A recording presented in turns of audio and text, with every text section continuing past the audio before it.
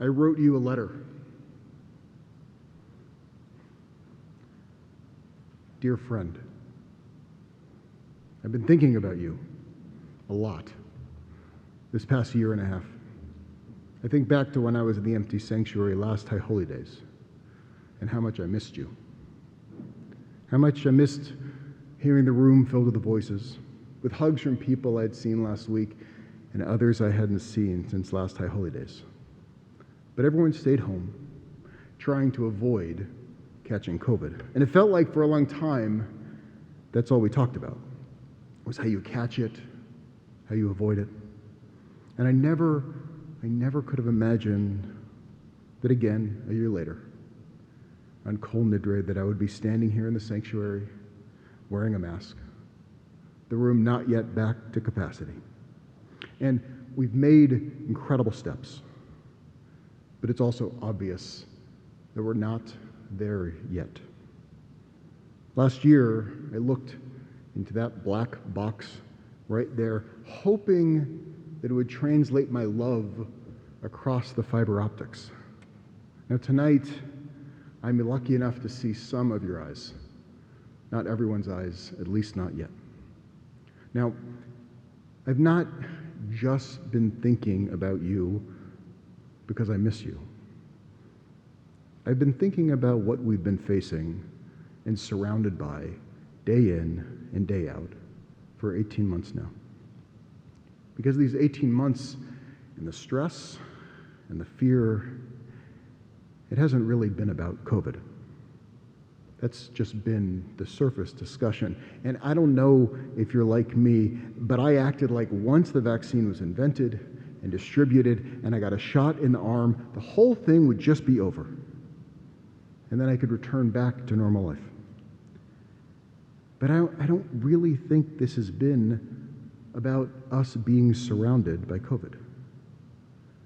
This has been about us being surrounded by death.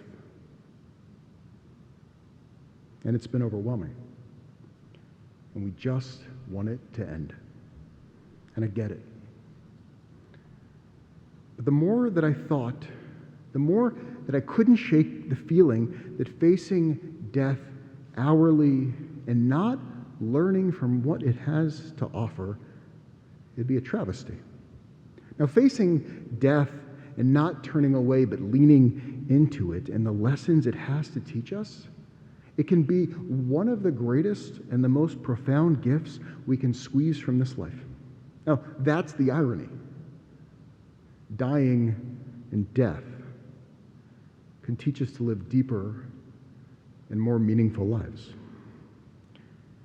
And we've been surrounded like a small boat in the middle of the Pacific, with no land in sight, only death day in and day out, as we gaze upon the horizon with no end in sight. We're reminded on the news, reminded when we see someone with a mask, reminded when we couldn't go to the doctor or the hospital because they were too full with people dying. 18 months or more of being separated from seeing family and friends, hugging grandchildren, all because death, it was swirling around us. And we just want it to end. My Tio Willie, my uncle in Argentina, he died this year. And he didn't die from COVID. He died from the isolation of COVID. My family, they couldn't fly down to Argentina to take care of him or to see him. And then we saw him buried on an iPad. And we just want it to end. To go back to the way things used to be. Now, we don't want to face death. It's a future that we want to hide away from and not think about. And it's not because we're a people who are so mindful and present that we do not think about the future. And I'm not talking about next week or next month. We live our lives preparing decades in advance about what could come. Our high school students, they work on their grades and their extracurriculars in order to get into a good college. And in college, we want to make sure we get a good job. And then when you finally get that good job, we begin to put money away in our 401k so that one day we can retire and then maybe help our kids and our grandkids. A lot of us, we live our lives preparing for what's next, when in reality, none of that is guaranteed. We don't know if we're going to end up in college, or being lucky enough to even use our 401k, or even have children for that matter. But nonetheless, we prepare.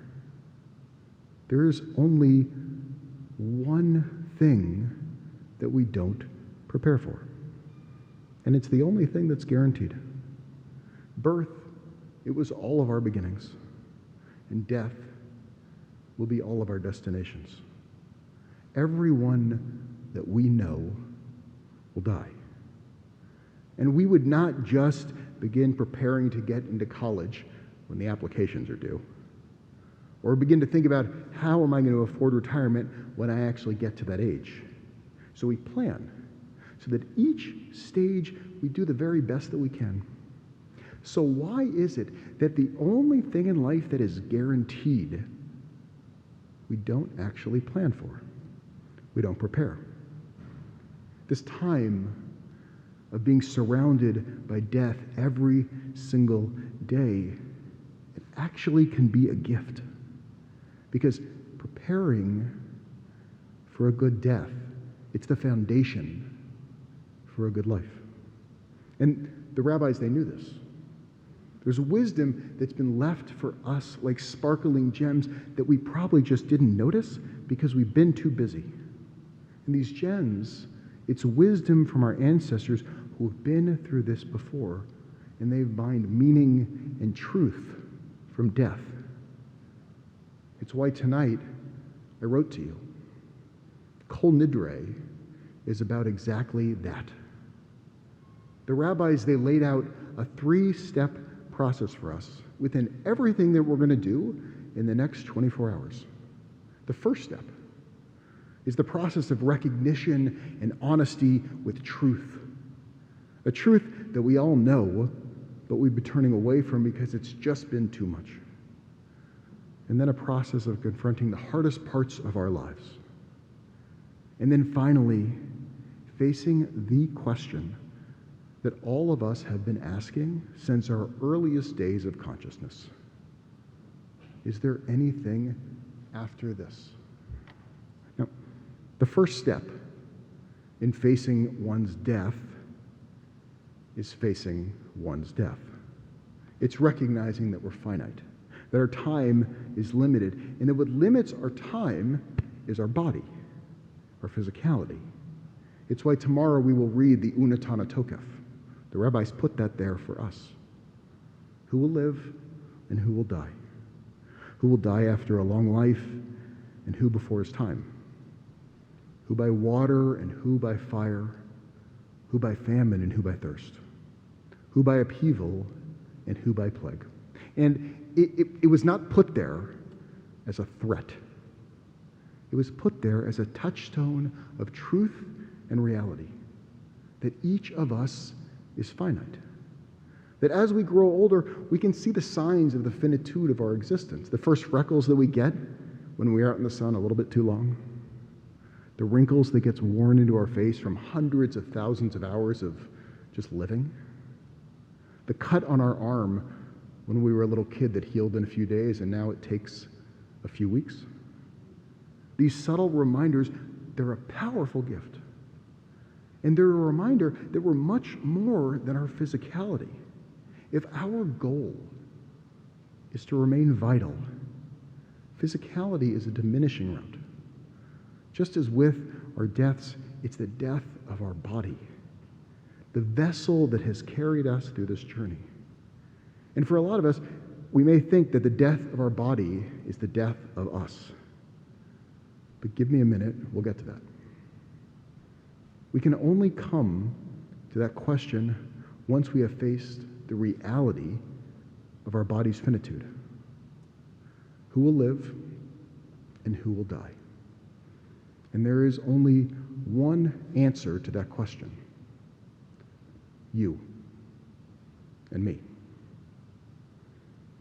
And as I write this to you, I was also aware that this may be the last thing that I ever get to write to you, either because I'll be gone soon or you will. And if that's the case, I better not waste what I have to say to you. And that brings me to my second point. If it is the last thing that I get to say, where do I start? It's overwhelming. Do I focus on what I want to teach? On what I'm appreciative of who I love, of what I learned?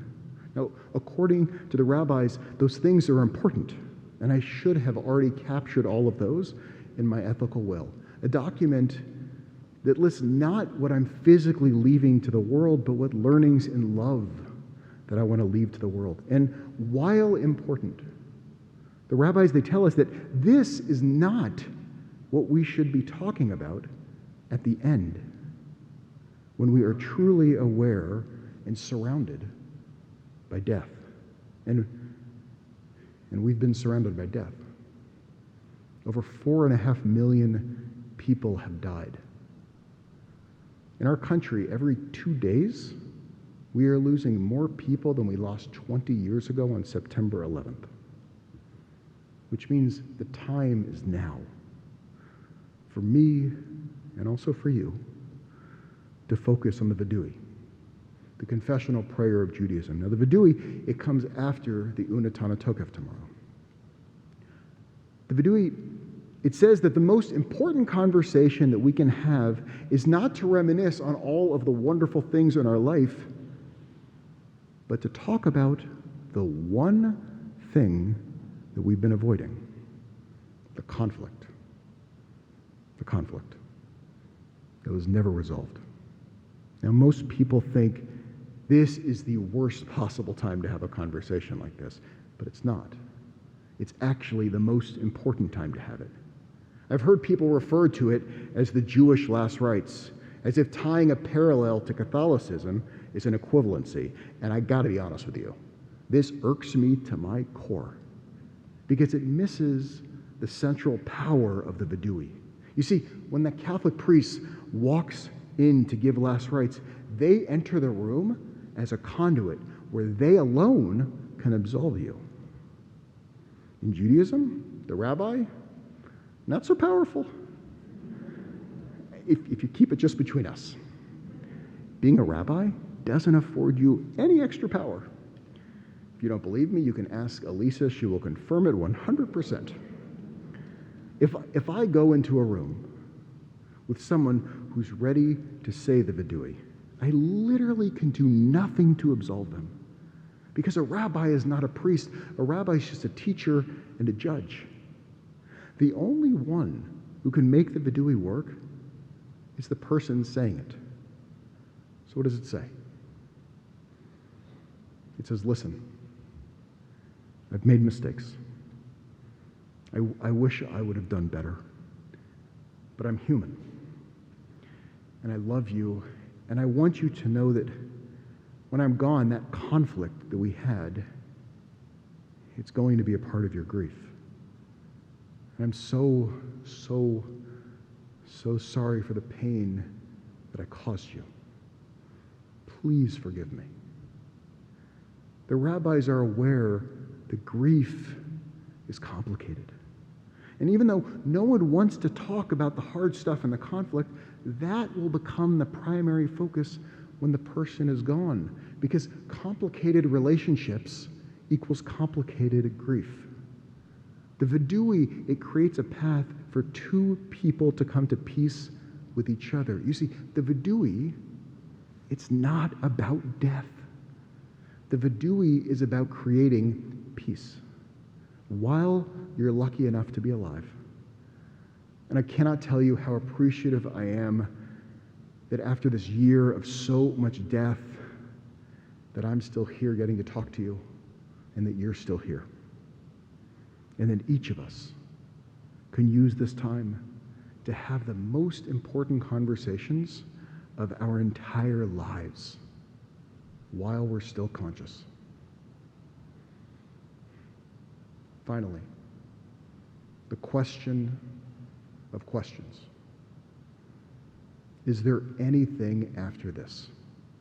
Now, tomorrow, at the end of Nila, when all we can think about is break the fast, we're going to be on the final page of the Machzor in their prayer book, and we will say the Shema. And it's the same Shema that one is supposed to say at the moment that they're going to die, the last words out of their mouth. And in case we hadn't picked up on the theme of truly facing our death, that Shema right there, it's as clear as day. But you see, the service, it doesn't actually end on the Shema. The prayer book moves from our certainty to the mystery which stands before us. Is there anything after my life? What comes after I say that Shema for the final time? And I know as I write this, many of you are probably rolling your eyes thinking, come on, Rabbi. I mean, it's pretty obvious. At the end of my life, it's the end of me. I'm going to decompose. I'm going to be put into the earth, and I'm going to become the earth. But as we sit together on the quietest night of the entire year, I just ask you to remain open. Amos Oz, he notes from his philosophy teacher, Hugo Bergman, that nobody knows if there's anything on the other side of death, or if there's nothing there. And we can deduce from this complete ignorance that the chances that there's something there are exactly the same as the chances that there's nothing there. 50% for cessation and 50% for survival. Now, how could it be that life is so finite and we conceive of death as infinite darkness? And this can be overwhelming to our core, and I can tell you it's overwhelming to me, to the point that it can just be too much to even think about. So the liturgy and the rabbis, they no longer whisper across the pages, but they begin to yell progressively louder at us that the Shema, it's not the end. The Shema may not be the end of our souls in this world. Now, think about that for a second. For some reason, we know that our minds are finite. Our comprehension of the universe and reality is finite. It's limited. But even with that knowledge, for some reason, so many of us are so certain that we know what comes next. Judaism, it approaches God and death with the same idea, that there's far more that we do not know than what we do know. And the rabbis, they challenge us. And I ask you to accept that challenge of just remaining open to the possibility that there may be something greater that our finite imagination cannot comprehend. That's why, as we exhale empty of breath at the end of the Shema tomorrow evening, we take a pause and we think it's come to an end. And then with a vitality and a power, we suck in a full breath of air and go, Baruch Shem Kavod Malchuto Leolam Vaed. Bless the infinite forever and ever. A declaration that the infinite is truly infinite, with infinite possibilities.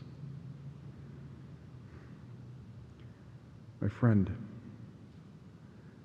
I sat down tonight in the dark of my house as my wife and my kids, they slept, with the air purifier whirring in the background, to write you this letter. And to tell you that this letter and this day that we're in, it was never about death. This is about life and how to live. How your actions and your conversations will live beyond your body for years and generations that neither of us could have ever imagined. Our voices will echo here in people's minds and hearts long after we're gone. This moment of time that we're journeying through, it's a gift if we use it. Now, most people never confront these truths or have these life-altering conversations until they've reached the door of their own death. We happen to be living in a moment of time where we can transform our lives while we're still physically here. As we journey from Unatana Tokef, recognizing that you will die, to Vidui, the most important work we will ever do in this life, to Shema, the great affirmation of the infinite. This will be the hardest effort, and this will be the most important work you or I will ever do in our entire lives. It's work that will carry our souls long after we've reached our destination. Birth is a beginning, and death a destination. But life is a journey, a sacred pilgrimage, made stage by stage to life everlasting. Because death, it was only about your body. But by making this a sacred pilgrimage, we truly make life everlasting. Because the infinite is truly infinite. With much love and blessings, and ultimately, my friend, l'chaim, to life. Ryan.